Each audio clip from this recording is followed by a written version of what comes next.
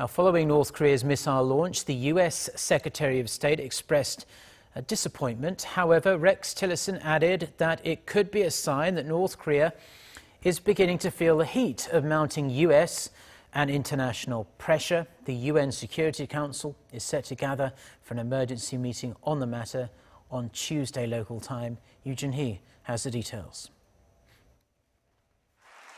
In an interview with Fox News on Sunday, Secretary of State Rex Tillerson said he was disturbed and disappointed by North Korea's latest ballistic missile test.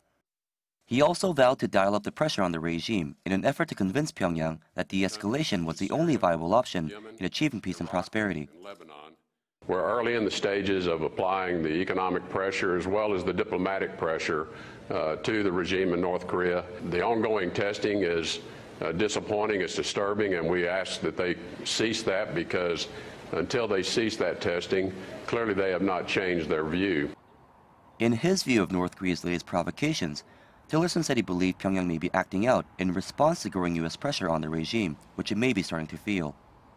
North Korea's latest missile test comes after the U.S. Navy moved the second aircraft carrier to waters off the Korean peninsula last week.